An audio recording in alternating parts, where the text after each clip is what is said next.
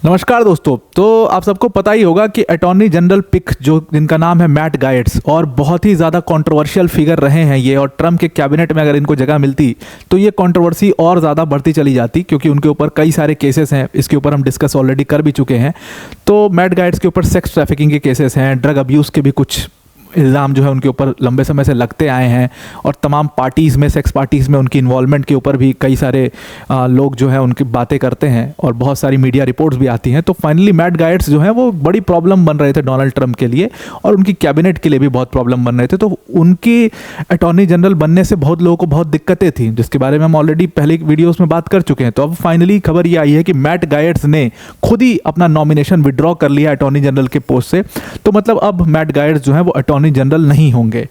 आपको ऑब्वियसली एक चीज़ दिखाई दे रही होगी ट्रंप कैबिनेट में कि दो ग्रुप्स अब तक बन चुके हैं क्लियरली। इसके बारे में भी हमने डिस्कस किया था कि एक तो ट्रंप के जो पुराने लॉयलिस्ट हैं, लंबे समय से उनके साथ में हैं, रिपब्लिकन्स हैं, और जो एक नया ग्रुप बना है जो इलॉन मस्क और उनके अंडर में जो लोग लॉबी कर रहे हैं, उनको बैक कर रहे हैं, उनका एक ग्रुप बना है।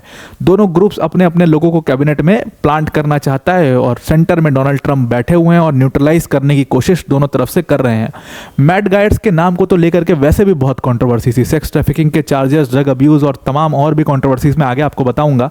उन सब में वो इन्वॉल्व रहे हैं, और ट्रंप के लिए एक बड़ी मुसीबत तो ये थी। हर साल ये कुछ ना कुछ ऐसा कर देते थे कि ट्रंप के लिए मुसीबतें खड़ी ही हो जाती थी। तो फाइनली इन्होंने क्या किया है कि इन्होंने खुद इस चीज़ की जानकारी दी कि वो विथड्रॉ कर रहे हैं, और वो अब अटॉर्नी जनरल नहीं बनना चाहते हैं। खुद ही उन्होंने जब अपना नाम विथड्रॉ किया है तो बहुत ज़्यादा कंट्रोवर्सी भी नहीं होगी, और ना ही कोई बहुत इंटरनल पार्टी पॉलिटिक्स का इसमें नाम आएगा।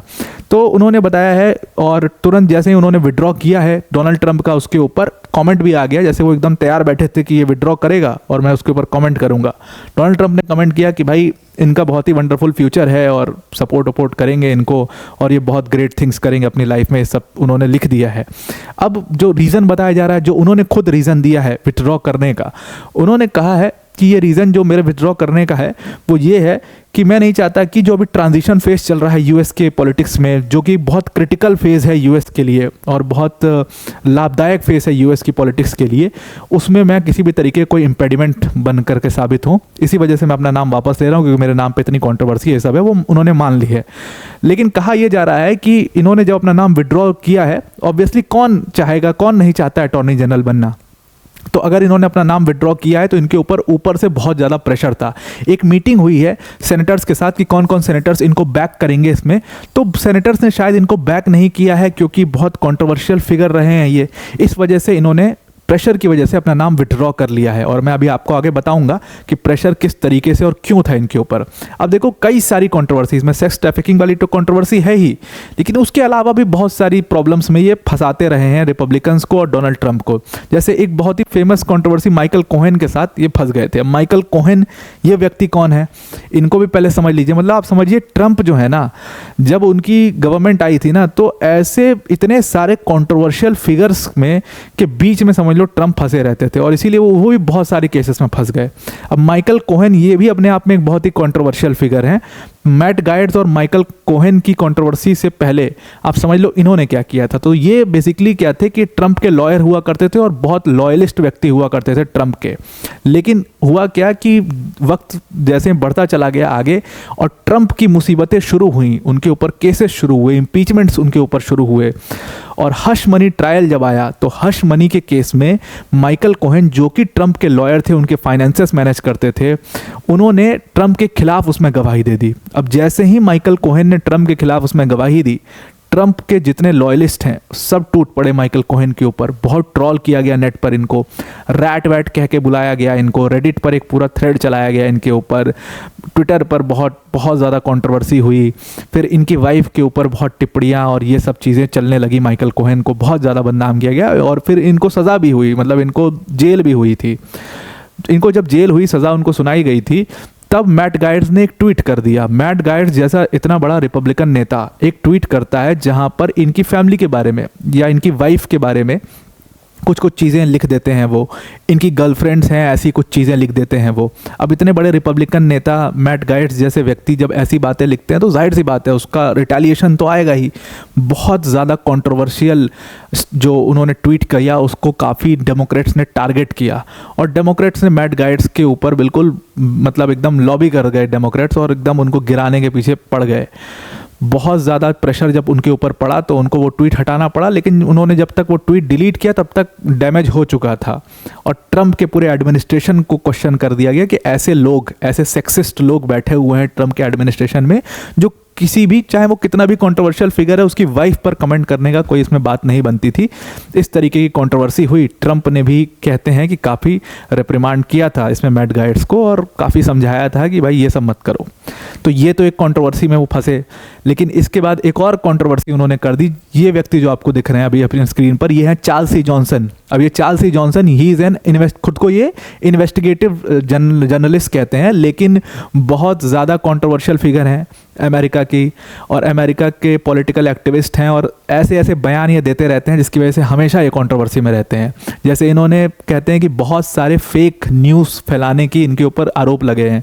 जैसे इन्होंने पेंसिल्वेनिया की एक कैंपस में एक गैंग रेप की घटना को रिपोर्ट किया था, पूरा उसके ऊपर एक रिपोर्ट बनाया था कि एक जैकी नाम की महिला थी और उसके साथ पेंसिल्वेनिया की एक यूनिवर्सिटी में इस तरीके की घटना घटी है, और तमाम ऐसी ऐसी बातें इन्होंने पूरी रिपोर्ट छापी थी। पता लगा जब उस पर इन्वेस्टिगेशन हुई कि वो जैकी नाम की जो महिला जिनको ये बोल रहे थे उसके साथ ऐसे गैंग रेप जैसा अपराध हुआ है, उसकी इन्होंने फ़ोटो तक सही नहीं लगाई थी, और वो जो महिला जिसके बारे में इन्होंने लिखा था उसने खुद ही अपने बयान बदल दिए और उसने कहा कि ऐसा कुछ नहीं था। फिर इन्होंने एक महिला को, इनके ऊपर आरोप है कि एक महिला को पैसे दे करके किसी सेनेटर को फंसाने की कोशिश करी थी।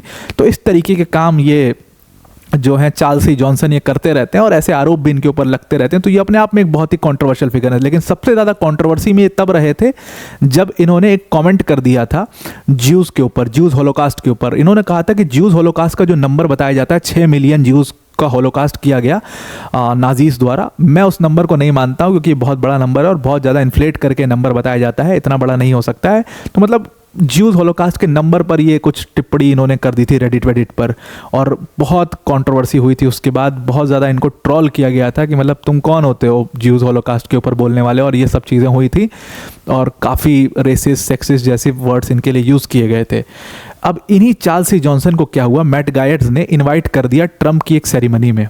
अब चार्ल्स सी जॉनसन उसमें बैठे हुए दिखाई दे रहे हैं, ट्रंप की सेरेमनी है उसमें स्पीच दे रहे हैं, इनकी पूरी फ़ोटो वोटो वीडियो सब वायरल हुआ। उसके बाद तो जो कंट्रोवर्सी हुई कि ट्रंप के एडमिनिस्ट्रेशन ही रोग्ड है, ख़राब है, ऐसे ऐसे लोगों को बुला करके बैठाया जाता है उसमें।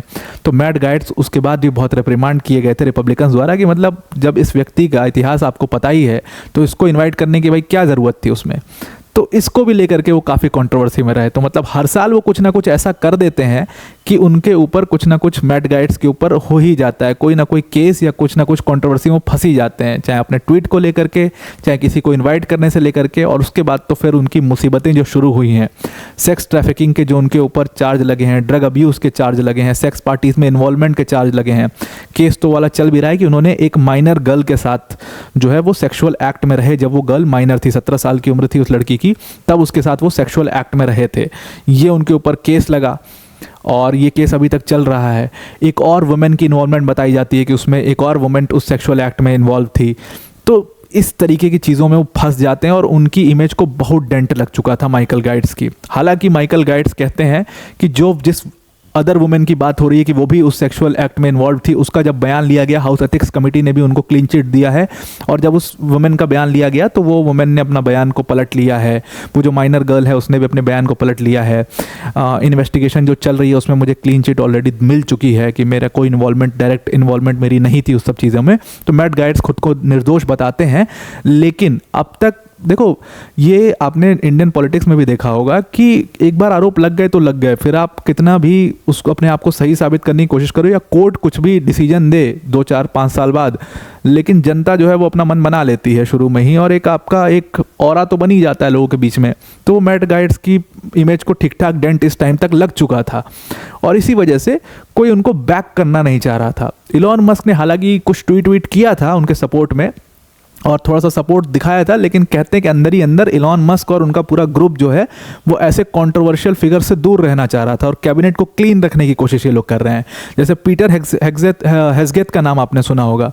खुद पीटर हेग्सेथ के ऊपर बहुत सारे आरोप हैं, जैसे उनके ऊपर खुद सेक्सुअल ऑफेंस का आरोप लग चुका है। हालांकि उसमें उनको क्लीन चिट मिल चुकी है, लेकिन वो भी एक कंट्रोवर्शियल फिगर है। तो अब पूरा कैबिनेट ही अगर कंट्रोवर्सी से भर लेंगे ट्रम्प, तो एडमिनिस्ट्रेशन चलाना बहुत मुश्किल हो जाएगा। कुछ ना कुछ हमेशा लॉबिंग होती रहेगी उनके खिलाफ।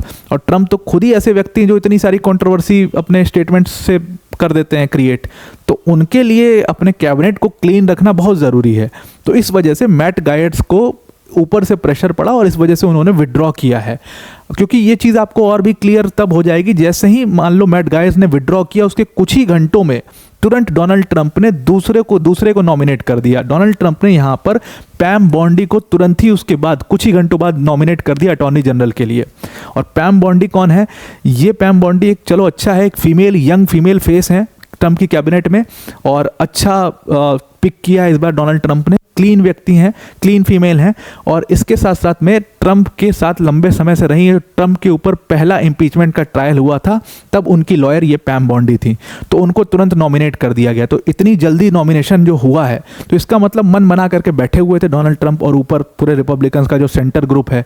जैसे ही मैट गायर्ड्स जो है वो नॉमिनेशन अपना विड्रॉ करेंगे, वैसे ही तुरंत पैम बॉन्डी को नॉमिनेट करके उनको अटॉर्नी जनरल बना दिया जाएगा। तो अब finally Pam Bondi will be बनी जाएंगी, अटॉर्नी जनरल बन रही हैं, और मैट गायर्ड्स ने इस पूरे सिनेरियो से खुद को विड्रॉ कर लिया है। तो एक ये रिलीफ है ट्रंप एडमिनिस्ट्रेशन के लिए कि एक कंट्रोवर्शियल व्यक्ति जो है उनके सर्कल से गायब हुआ। लेकिन अभी भी बहुत सारे कंट्रोवर्शियल व्यक्ति हैं। मैं कोशिश करूंगा कि एक ऐसी एनालिटिकल वीडियोस बनाई जाए जिसमें ट्रंप के अराउंड कितनी कंट्रोवर्सीज हैं, उनके एडमिनिस्ट्रेशन में कितने कंट्रोवर्शियल लोग हैं, उनके ऊपर एक वीडियो लाई जाए। तो आई होप आपको पूरा आर्टिकल आज का समझ में आ चुका होगा। अब वीडियो को एंड करने से पहले अनअकैडमी टीम की तरफ से एक बहुत बड़ी अनाउंसमेंट है। देखिए, अनअकैडमी आपके लिए लेकर के आया है अनअकैडमी सिविल सर्विसेज चैंपियनशिप। ये एक स्कॉलरशिप टेस्ट है जो कि होने वाला है 24 नवंबर 2024 को 11 बजे सुबह और शाम के 5 बजे। इस टेस्ट को अगर आप इसमें अच्छा परफॉर्म करते हो तो आप अनअकैडमी के कोर्सेज में 90% तक की स्कॉलरशिप जीत सकते हो। उसके साथ आप एक्साइटिंग रिवॉर्ड्स भी जीत सकते हो। और फ्री ऑफ कॉस्ट इसका रजिस्ट्रेशन है। अगर आप ये एग्ज़ाम देते हो तो आपको एक तो ये भी पता चल पाएगा कि ऑल इंडिया लेवल पर आप कहाँ पर स्टैंड करते हो, आपकी प्रिपरेशन कहाँ तक पहुँची है, प्लस एक्साइटिंग रिवॉर्ड्स तो हैं जो आप स्टूडेंट्स को यहाँ पर कलेक्ट करते हुए देख रहे हो। डिस्क्रिप्शन में इसकी लिंक है, उस लिंक पर क्लिक करके जा करके फ्री ऑफ कॉस्ट आप इसका रजिस्टर करिए और टेस्ट दे करके आप ये देखिए कि आप कहाँ पर स्टैंड करते हो। तो आई होप आपका पूरा आर्टिकल आज का क्लियर हो गया होगा। आज के लिए इतना ही। Thank you and have a nice day.